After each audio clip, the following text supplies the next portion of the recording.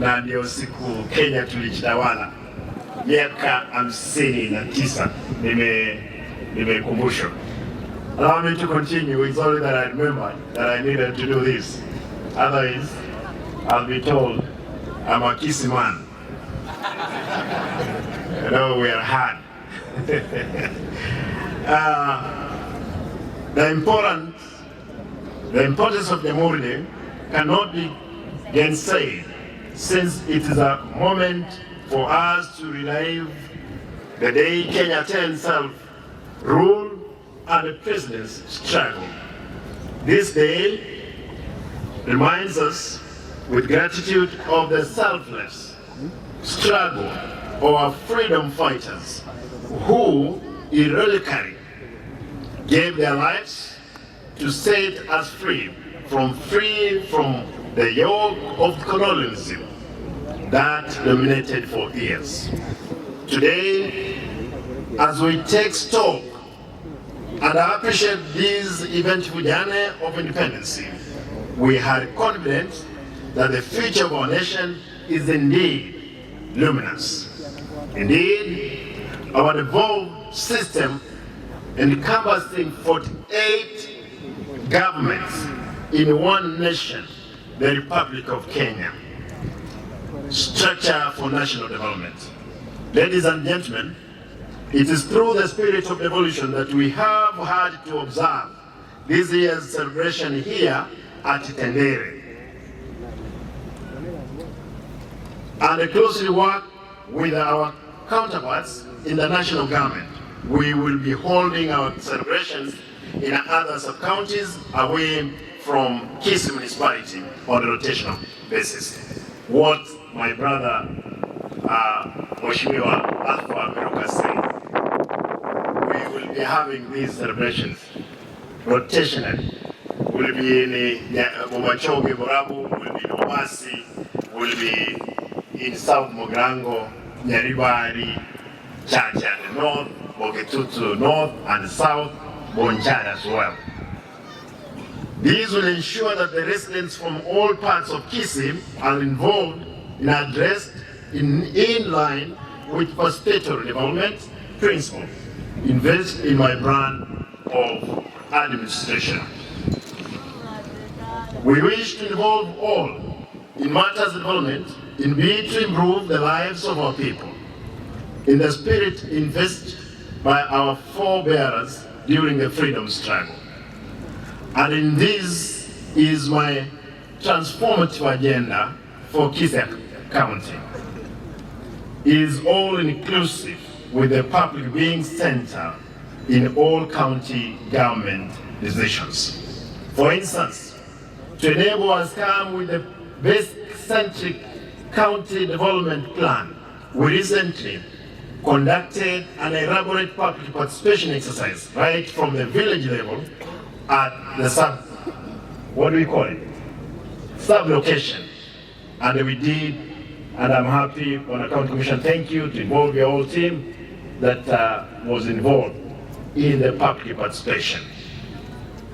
I thank the National Government Administration Arm, led by the County Commissioner, for working closely with us to coordinate the exercise. To achieve success, we will take concerted approach in incorporating leadership both in the political and national administration sphere.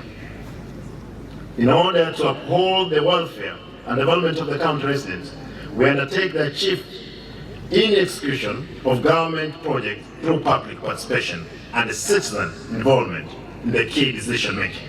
Ladies and gentlemen, so as to attain the meaningful development and service delivery, we are aligning our 5-year CIDP to mirror national government development program and transformative agenda invested in Simba manifesto.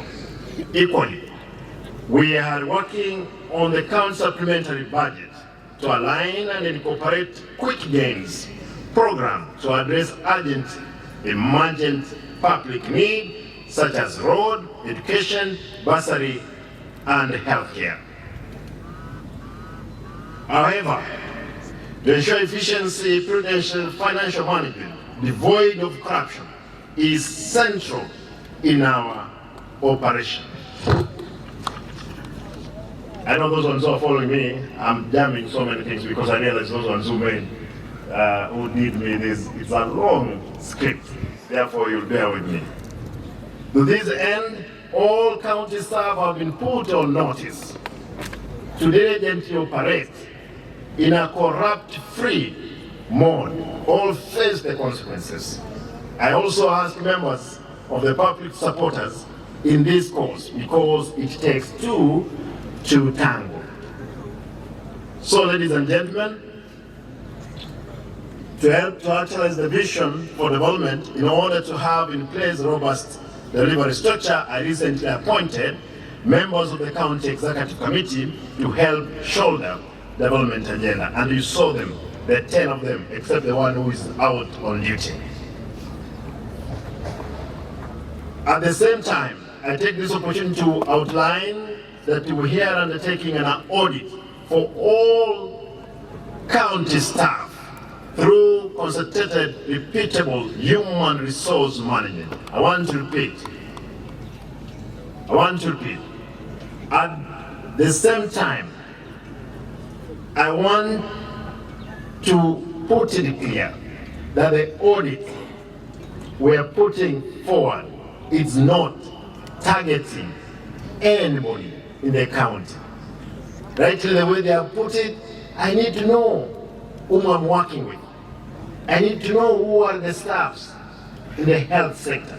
I need to know who are our inspectorate team. I need to know who are collecting our revenue. Basically, that's what we are doing. We are not targeting anybody. We are not targeting any clan in our county because these are our people. For instance, we have noticed that a number of staff have stagnated in one pay point for several years, while others are replaced to perform duties outside their professional mandates. As a result, others have been rendered idle or complacent, weighing heavily on output. The audit will help us address the inequality and staff welfare, while giving us an opportunity to properly manage our wage bill. I appeal to good people of Kisii County to support us to achieve this, since no one who has been rightfully employed in the county will be victimized.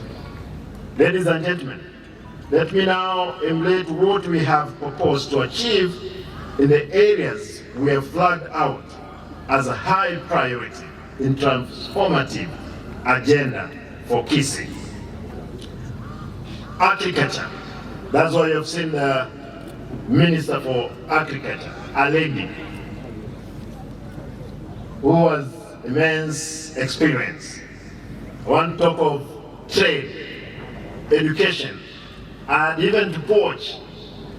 This gentleman from the national government, from the education ministry, he was leading the debate line for him to come and actualize the dream of the national government within our county. I went ahead, I got the lady from East Africa, the lady who is in charge now of lands. I wanted the best. I didn't want anybody from anywhere else for our county, because we did promise we'll make Kisii great. Ladies and gentlemen, as we promised during our inauguration, on our parentheral products or production revival strategy, I'm happy to announce that already, in partnership with Parentheral Processing Company of Kenya, we have rolled out ambitious drive to have farmers in potential areas to return to parentheral farming. And this was done like 2 weeks ago by my deputy. Already there is enough seedlings in the nurseries. God willing, in another 2 months, Wanadij, you know very well, you did a good job. That in another few days, we will be distributing parentheral seedlings along all those areas that are fertile for parentheral. Thank you. You did us great. Already jointly with the PPCK, we have identified areas we use in the nurseries, which my deputy took up. Ladies and gentlemen, government is committed in operationalizing the banana processing factory at ATC, as well the avocado factory.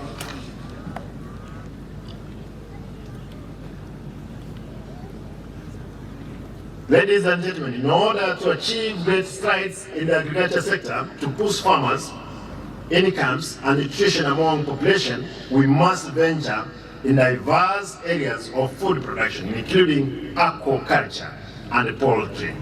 This will help us to avoid overstretching traditional health food service sources like maize and banana, which have been affected by administering arable ground holding and soil potential exhaustion.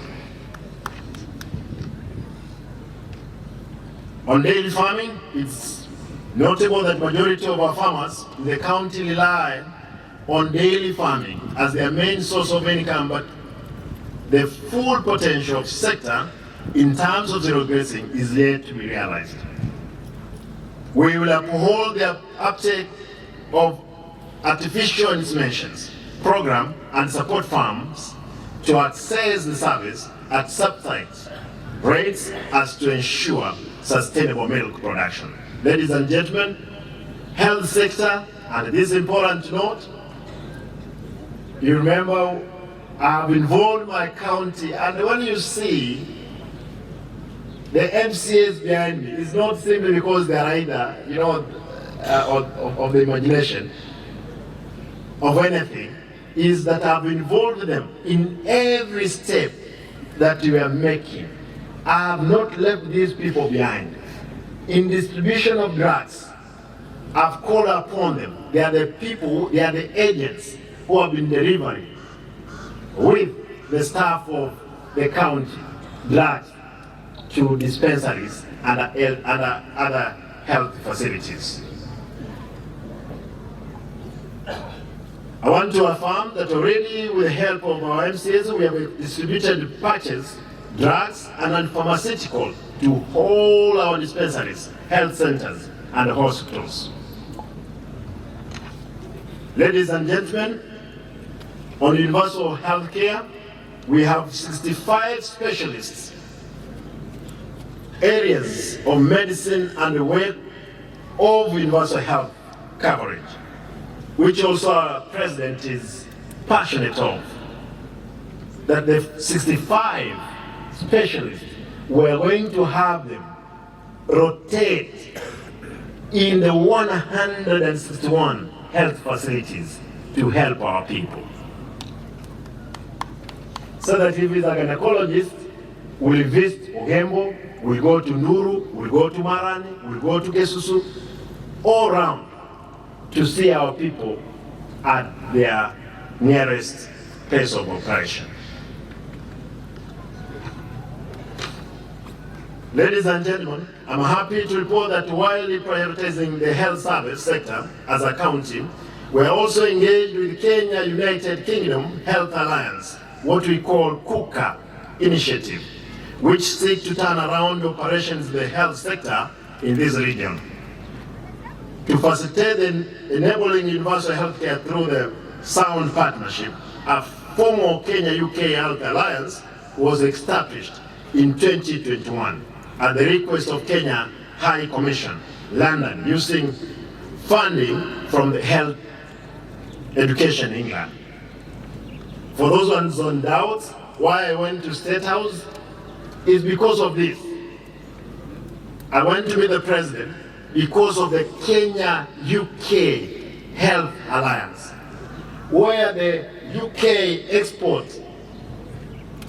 finance have pledged to give us $500 billion as a region, and they have, it's kissing. And that's why I went to the State House. I did not go there to do anything else.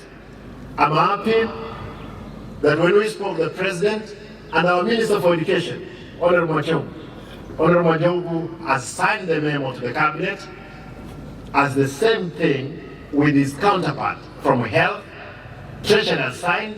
I'm told the AG is waiting to sign. Probably God willing, and we pray that today it rains on us. Tomorrow, the cabinet memo, it will be going for the cabinet discussion, and the president promised that we realize getting this money here. And that was the reason why I went to State House. And my business, I'm among the 48 governments, and I have no business not to work with the national government. I will work with the national government, and that's my business. Najua akili ni nywele na kila mtu ana zake. Mimi nahitaji maendeleo kwa watu wangu, wale ambao walinipigia kura, wale hawakunipigia. Ndio sababu hata ukiona rais mwenyewe, wengine hatakuwa tunasupport yeye, lakini tumegundua kwamba hakuna roho safi, anataka maendeleo. Nijivute kando kweli? Hapana. Kwa hivyo tutashirikiana na Mheshimiwa Rais kuhakikisha kwamba hizi fedha ambazo ameahidi zitakuja itakuwa kwamba is legacy building. My brother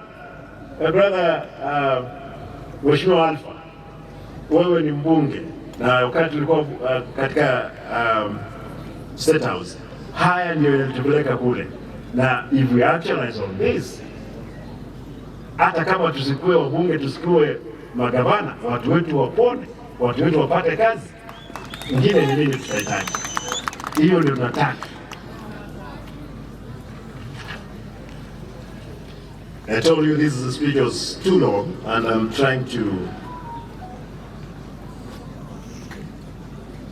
I've just spoke of this.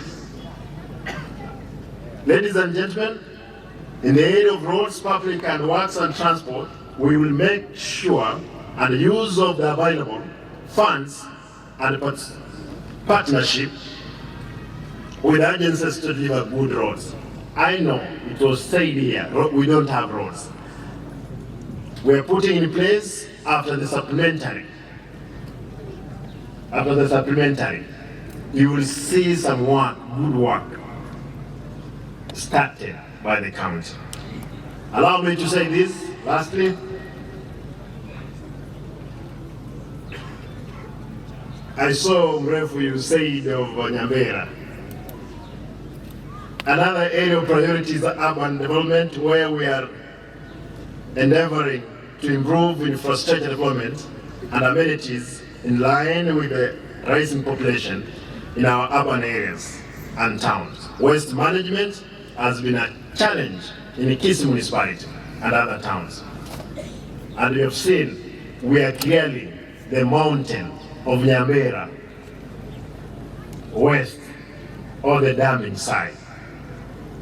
In another few days, we'll be having a park, a recreational park, where our young people, the elderly, when they have walked in town, they are tired, they can take a rest in that park.